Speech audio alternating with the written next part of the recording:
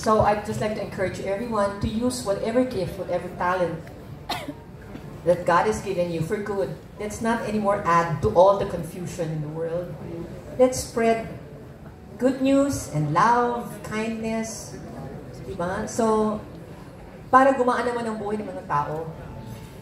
I don't know, this may not be the venue to say it, please allow. You know, like, I hate fake news.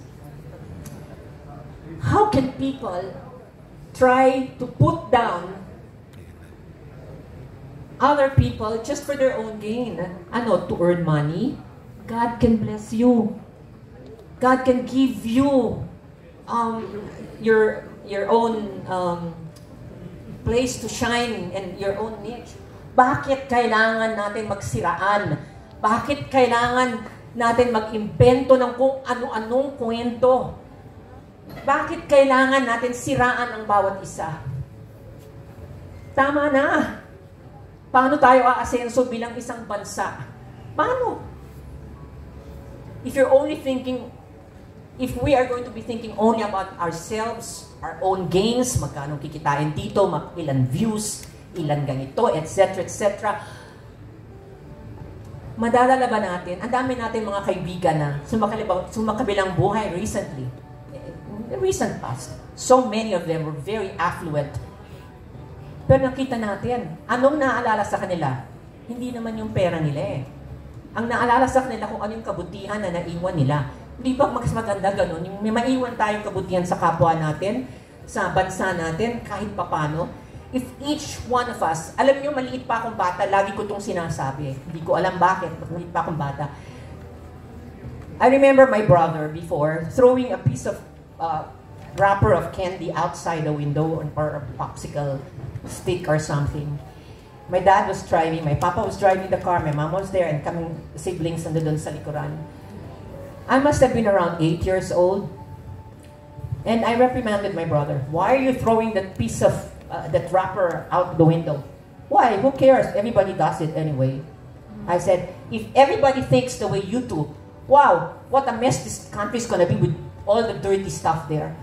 Kaya ako pa nakakita ako ng may papel na ganyan. Pag nakita ko yung mga nagtatapon, lalo kong pinapakita, kinukuha ko at tinatapon sa basura. We have to be good examples to the people around us. Hindi ko sinasabing in a big, big way.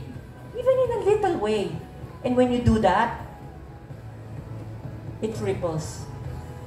May mga effect yan, maganda. It's just like the power of the pen. Okay? Mga manunulat. Nakikita naman, like, I'm sure our creative team knows that. The people who watch your shows, your body of work, will be so blessed. It's either to learn something or not. So kayo rin, di ba, yung mga influencers, vloggers, mga kaibigan namin sa press, alam naman ninyo kung sino yung kung ano-anong mga pinagsasabi at pinagsusulat. Sana let's try to influence each other to do good. Let's honor God in what we're doing. You know that there's power of life and death in the tongue. When you bless people and you say God bless you, there's a reason. You're blessing, God does something to that person when you say God bless you. But when you curse, something can happen to that person if he deserves the curse. But in the Bible, it also says, an undeserved curse will not rest. So kung yung sinabi mong curse, pupunta dun sa, binitawan mo para sa isang tao, babalik at babalik yon. It will not rest on that person that you cursed. Babalik sa'yo yon. Remember, every good deed that we do will come back to us. So every bad deed we do, nakakatakot, di ba? Pwede pa ako magkwento, isang kwento.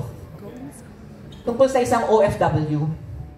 Naging patotoo namin ito sa 700 Club Asia.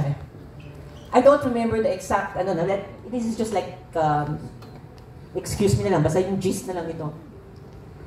Dalawang OFW workers, they were working in a laundry shop. Ang laundry shop po, isang place kung saan pwedeng madaling magnakaw. kung saan pwedeng madaling gumawa ng hindi maganda. Kasi ang dami mga naiiwan sa bulsang pera. Ang dami mga, hindi lang barya-barya minsan. And so the story of this man was, may dilemma siya kung kukunin ba niya yung nakita niyang malaking pera dun sa bulsa. Bakit? Nangangailangan siya eh. May sakit yung asawa, manganganak, kailangan ng pera, etc. Pero sabi niya, nakonsensya siya. Hindi ko kaya. Hindi, Lord, kaya mo naman akong bigyan ng pangbayad ko sa ospital, sa asawa ko, ganyan. So, hindi niya kinuha. Sinoli niya. Pag soli niya, I think may pabuya siyang nakuhang konti. But actually, more than the pabuya, God provided. God provided for yung nangyari sa asawa niya, na nanganak, ganun. Basta, may tumawag na kapatid yata na, oy, hindi ba manganganak na si ganyan-ganyan? So, binigyan niya. So, tuwa siya. May isa naman. Yung isang tao naman na yun, nag-work din sa laundry shop. Sabi niya, pagkakataon ko na ito, kailangan ko eh. Ganun. Kinuha niya. In other words, inuwi niya yung pera nakita niya na malaking halaga. You don't also sometimes understand how some people forget yung mga bundles of money sa pocket nila. Siguro hindi din nakasalanan, baka yung kung sino man na nag-ayos ng gamit nila. Kinuha niya. After a few days, a few weeks, nagkaroon ng mga aksidente, mga grabeng nangyari sa pamilya niya. So, babalik sa atin yung mga ginagawa natin mabuti o masama. God sees our hearts. So, let's honor God with what we do. If He called you to write, do it positively. If He called you to act, to direct, to be a production assistant, to be in management, whatever it is that God has called us to do. Kasi iba-iba tayo eh. Iba-ibang tawag ng Panginoon sa atin. Pero, kahit na boss yan, kahit na walang malaki o maliit sa Panginoon, pare-pareho yun eh. Sobrang pareho. The important thing is that we honor God. So with that, I'd just like to leave this and say that Shining Inheritance is something that we really worked hard for, as our director and my co-stars here has mentioned. May puso po, it's a heartwarming project that we are very proud of. It may not be exactly to the letter like the Korean one, but we have our own Philippine flavor. Our very own Philippine flavor.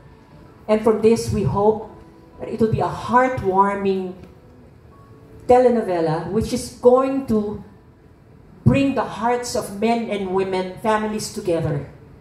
We hope that it will bring young people more love and respect for their elders. We hope and pray that even the elders would also be kind and understanding towards the young generation. Ang dami hong mapupulot na aral. Konti lang mo yan kasi alam ko, gutom na kayo. Pero sa inyong lahat, really, taos-puso din ang pagpapasalamat namin sa bawat isa sa inyo. You may have come here for a different reason. Different reasons. Iba-iba tayong dahilan. Pero maraming salamat sa binigay ninyong panahon sa amin. Kailangan namin ng tulong ninyo, ay hayag sa lahat ang aming handog na ito na Shining Inheritance. So wholeheartedly, we are thanking you for being here, and please help us promote this show because we need each other. We cannot also do it na wala kayong tulong sa amin. So maraming salamat sa kung ano man tulong may ambag niyo para sa Shining Inheritance. God bless each one of you more than you can ever hope or imagine. Not just you, your families, the works of your hands. God bless Shining Inheritance and GMA also.